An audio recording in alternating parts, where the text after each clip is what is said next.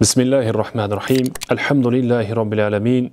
As-salatu was-salamu ala rasulina Muhammadin va ala alihi va ashabihi ajma'in. Alloh subhanahu va taologa beadad maqtovlar, hamd va sanolar, payg'ambarimiz Muhammad Mustafa sallallohu alayhi va sallamga salovat salomlar bo'lsin. Bugungi hozirgi aytilmoqchi bo'layotgan suhbatimiz inshaalloh baraka haqida.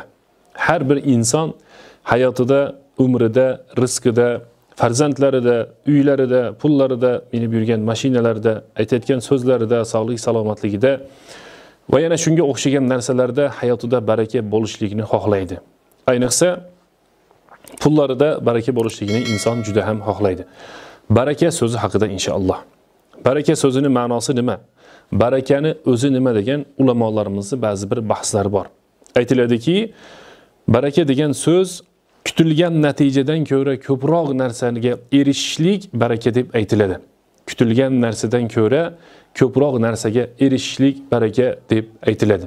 Eski ota-bobolarimizni, nuroniylarimizning so'zlarini eslaydigan bo'lsak, barakalla yoki baraka toping degan so'zlarni ko'p aytishardi.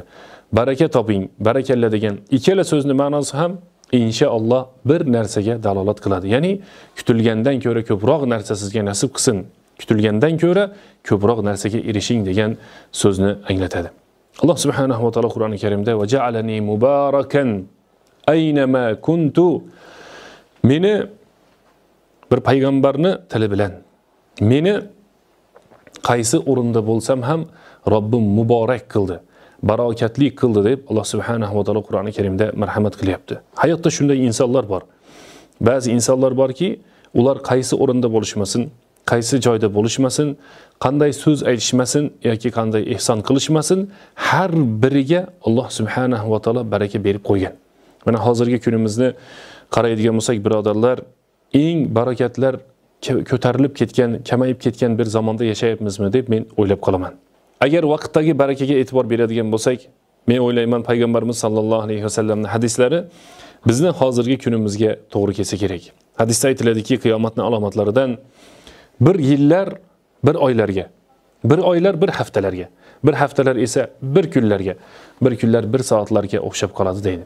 Xuddiki mana shu narsani his qilgandaymiz. Hozirgi kunimizda umrimizda baraka juda ham kamayib ketdi. Xuddi har kuni juma namozini o'qiyotganga o'xshaymiz. Xuddiki bir pasda Ramazon oyi kelganga o'xshaydi. Xuddiki bir pasda oyning boshi yoki oyning nihoyasi kelganga o'xshab qoladi.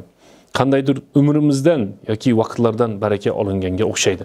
Tarixdagi ulamolarga, o'zlarimizning yurtlarimizdan mashhur bo'lgan, masalan, Imom Buxoriy rahmatullohi alayhini umrlariga qaraydigan bo'lsak, yoki mazhab boshimiz Imom Abu Hanifa rahmatullohi alayhini umrlariga qaraydigan bo'lsak, ulamolarimiz aytishadiki, Imom Buxoriy rahmatullohi alayhi, Alloh taolo u kishini rahmat qilsin, umrlari hisoblab chiqilsa, so'ngra yodlagan ilmlari, yozgan kitoblari hisoblab chiqilsa, umuman to'g'ri kelmar ekan. Demak, Alloh subhanahu va taolo vaqtiga juda ham ko'p baraka berib qo'ygan. Imom Abu Hanifa rahmatullohi alayhi ham xuddi shunday. Ba'zi paytlarda Ramazon oyida bir kunda 2 marotaba Qur'oni Karimni xatm qilar ekanlar. Qani biz hozir bir umrda yoki bir Ramazonda bir marotaba Qur'on xatm qilgani xuddiki vaqtimiz yo'qday, yoki mana shu barakalar bizdan olinib qo'yilganday. Yana ko'p odamlar shikoyat qilishadi puldagi baraka haqida. Puldagi baraka bo'lishligini ba'zi bir sir asrorlari bor. Yoki umuman o'zi baraka bo'lishligini sir asrorlari bor. Payg'ambarimiz sallallohu alayhi vasallam hadisda aytibdilar, kulla yawmin, har kuni ertalabda Alloh subhanahu va taolo har bir insonga ikkita farishtani yuboradi. Allohumma ati munfiqan khalafa, Allohumma ati mumsikan talafa. Ey Robbim, kim ihson qiladigan bo'lsa, unga o'rnini ko'p almashtirib bergin. Ey Robbim, kim mol-mulklarni bermaydigan bo'lsa, sen uni mol-mulklariga talofat bergin deb farishtalar kelar ekan. Barakani siri berishlikda. Pulingizda baraka bo'lishini xohlasangiz, pulni boshqa insonlarga ihson qilasiz. Vaqtda baraka bo'lishini xohlasangiz, boshqa insonlarga vaqtni sarflaysiz. Muhabbatda baraka bo'lishini xohlasangiz, boshqa insonlarga mana shu narsani sarflaysiz. Sog'lik, salomatlikda baraka bo'lishini xohlasangiz, boshqalarning sog'lik salomatligi uchun ham xizmat qilinadi. Mana shu o'rinda baraka bo'ladi. Agar payg'ambarimiz sallallohu alayhi vasallamni sunnatlarga murojaat qiladigan bo'lsak, payg'ambarimiz sallallohu alayhi vasallam 2 yosh turmush qursa agar aytardilarki, barakallohu lakuma, va baraka alaykuma va jama'a baynakuma fil khayr. Mana bu ikkalanglarga Alloh subhanahu va taolo baraka bersin. Umrlaring baraka to'lsin. Umrlaring barakaga to'lsin. Alloh subhanahu va taolo sizlarni yaxshiligi bilan jamlasin deb 2 yosh turmush qurgan vaqtlarida payg'ambarimiz sollallohu alayhi vasallam baraka bilan duo qilar ekanlar. Yana sunnatga murojaat qiladigan bo'lsak, payg'ambarimiz sollallohu alayhi vasallam farzand tug'ilsa, burika laka fil mawhubi lak va shakartal wahib va rizqta birrahu va balagha shuddahu degan duoni qilar ekanlar. Ma'nosi, mana bu tug'ilgan farzandingizga Alloh taolo tarafdan berilgan mana bu farzandga Alloh subhanahu va taolo baraka bersin deb payg'ambarimiz sollallohu alayhi vasallam baraka tilab, baraka so'rab duo qilar ekanlar. Birodarlar, Alloh subhanahu va taolodan har birimiz umrlarimizga, rizqlarimizga, farzandlarimizga, sog'liklarimizga, ilmlarimizga va yana shunda o'sha aytgan ibodat va boshqa narsalarimizga barakani doimo so'rashligimiz kerak.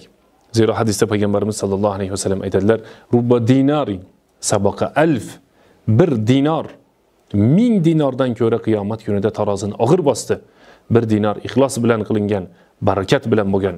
1000 dinar esa barakasiz bo'lgan, ko'p ehson qilinganiga qaramasdan, ana o 1000 dinorni Alloh subhanahu va taolo yengil qilib qo'ydi dedi. Agar umrlarimizda yoki rizqlarimizda yoki farzandlarimizda yoki pullarimizda yoki shunga o'xshagan narsalardan barakatlar olinib qo'yadigan bo'lsa, hayotni halovatini, hayotni mazasini sezmaymiz. Agarki Alloh subhanahu va taolo duolarimizga baraka bersa, umrimizga, rizqimizga baraka beradigan bo'lsa, eng yaxshi insonlarning qatorida yashab o'tib ketamiz. Mana hayotda kuzatinglar, ba'zi bir insonlar 70 yil, 80 yil yashaydi, biror bir inson ularni tanimaydi, bilmaydi, dunyoga keladi, o'tib ketadi. Ammo ba'zi bir insonlar xuddiki Sa'd ibn Muoz yoki boshqa sahobalarga o'xshab ozgina umr ko'rishliklari mumkin, 30, 40, 50 yil umr ko'rishliklari mumkin u juda ham barakatli ishlar bilan hayotda chiroyli iz nomlarni qoldirib ketishadi. Alloh subhanahu va taolo hammalarimizni umrlarimizga, rizqlarimizga, ibodatlarimizga, hatta harakatlarimizga Alloh subhanahu va taolo o'zi baraka bersin. Muborak va barakatli umrlarni Alloh subhanahu va taolo hammalarimizga ato qilsin. Va axiru da'wana anil hamdulillahi robbil alamin.